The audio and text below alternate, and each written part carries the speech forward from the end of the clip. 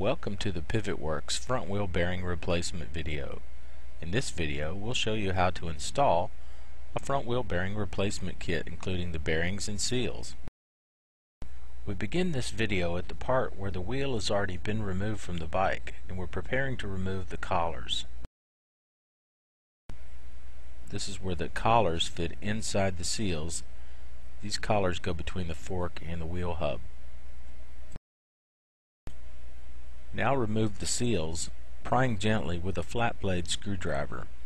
Make sure you don't damage or scratch the inside of the hub, and do the same thing for the other side.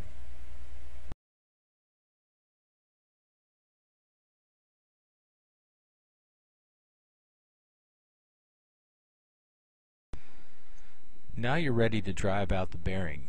Again, we're using the extension because it's disposable and it's got a good blunt end on the end and strong enough and long enough to drive things out with. You can see in this case the bearing popped right out, and along with it comes the spacer. You can see the other wheel bearing through the inner hub, and that's the one we're going to drive out next. Use the extension or bearing driver and it should pop right out.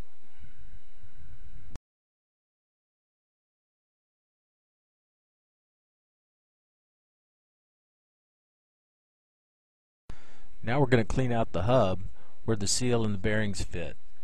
It's important not to use chlorinated cleanser because that can eat up the rubber seals. With our kit in hand, we are now ready to begin the installation. Carefully remove the parts from the packaging.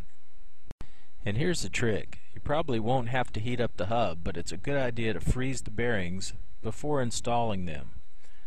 It only takes about 15 minutes, but it makes a huge difference in terms of getting the bearings to drive in smoothly. Most of the bearings on motorcycles have an interference fit, which means that the bearing is actually larger than the area that it's going to be driven into. This is sometimes also called a press fit. Using heat and cold to shrink and expand parts works great with bearings, especially if you don't have a hydraulic press. Now you can begin to get the bearing started with a small hammer and begin tapping it in until it's perfectly aligned with the hub. Now using a socket or bearing driver that matches the outer diameter of the bearing exactly, begin to drive the bearing in carefully, making sure it remains in alignment. Tap evenly around the outside edge of the socket, and usually we flip it over once we know we've got a good start, and then drive the bearing home. You can tell when the bearing's home by the sound and feel. Now clean out the area thoroughly where the bearing seats in the hub. Make sure there's no burrs or scrapes or scratches in that area. Be sure you clean the collar and all the parts completely before reassembly.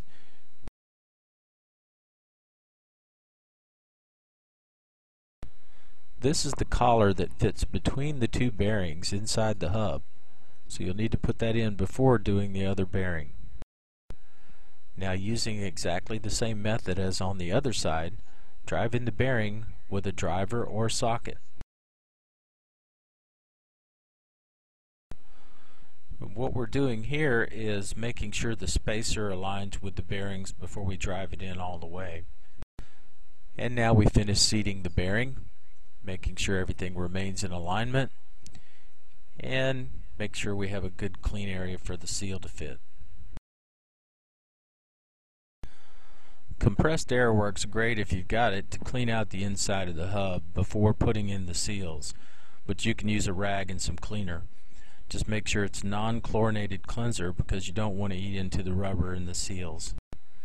Now coat the inside of the seal with a good quality lubricant and place the seal into place using your thumbs, or you can use a rubber hammer or a little ball peen hammer to make sure the edges are perfectly aligned with the hub.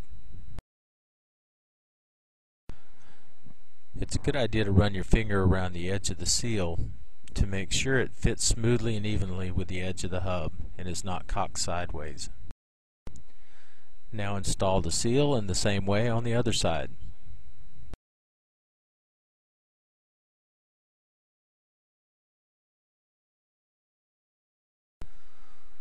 Lightly coat the axle with some good quality grease. Don't overdo it, but make sure the area is fully covered. We use Bel-Ray products. Insert the collar into the new seal and make sure it's free to rotate smoothly. Now turn the wheel over, repeat the process for the other side, and the job is complete. Reinstall the wheel and you're good to go.